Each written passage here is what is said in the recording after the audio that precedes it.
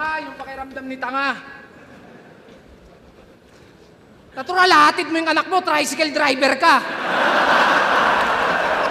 Okay na neto.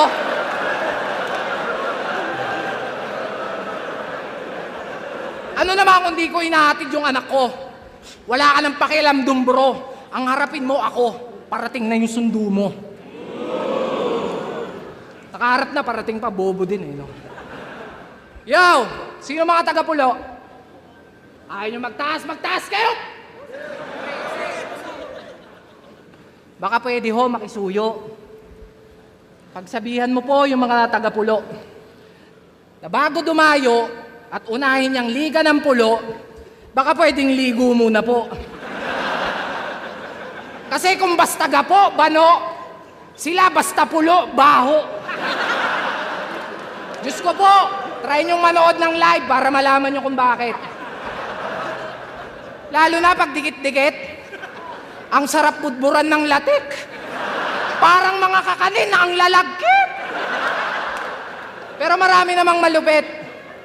Ginagawa lang na itong martir. Di ba may AdSense at sponsor na? O so nasa, nag-disappear? Battle of the Night, yung talent fee, pansit tsaka apir. Tanginang TF yan, pampahaba ng karir.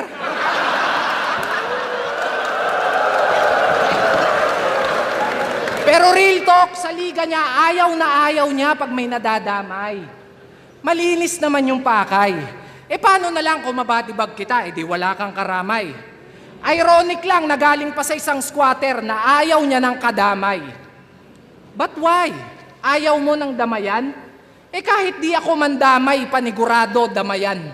Yung impact, dama pa yan. Na di lang to checkmate, dama pa yan. Ang kalalabasan, magdadrama yan at magdadama yan sa madadama niyan. Kung magdadahilan, di dadagdagan ko ba't dadalatsan? Putang ina! Sorry, napahaba, nadadala lang. Pero alam nyo bang, nung battle nila ni Sak Maestro, hinamon at sinabihan akong takot nito. Pero nung nalaman niyang papalag ako, si Gago nagpanik ng todo. Sa sobrang kaba, napatawag yung loko.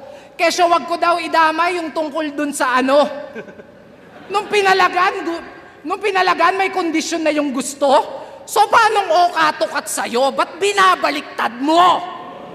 Kasi ako, matatakot dyan. Kahit putang ina naman.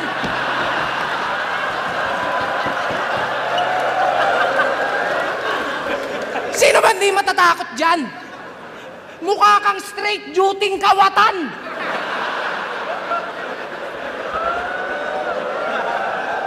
Literal na work from home pa, kaso bahay ng iba yung pinapasukan. Pero tama na nga yan. Sa kabila ng mga biro ko at pagpapatawa, biglang naisip ko na, bakit pa? Kung ang pinakamasakit kong insultong pwedeng sabihin sa'yo, si-sharenan ka. Ngayon tatanungin kita, kung mas ikatutuwa mo ba kung di ako magpapatawa? Game! Alam niyo yung giraffe, mga bes?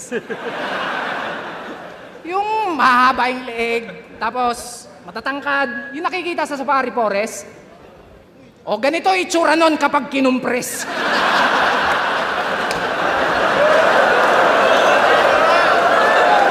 My goodness! Di ka ba naaalarma?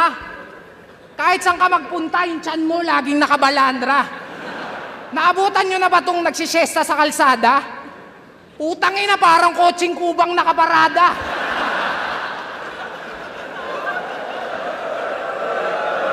Kaya maawa ka. Maawa ka sa misis mo, brother.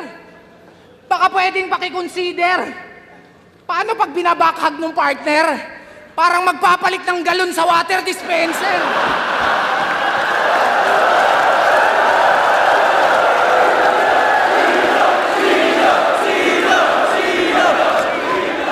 At ang nakakabader, yung My Day, panay jogging pa yan. Imagine nyo na lang, pag nagja-jogging to nung walang damit, parang Titan na pinakawalan.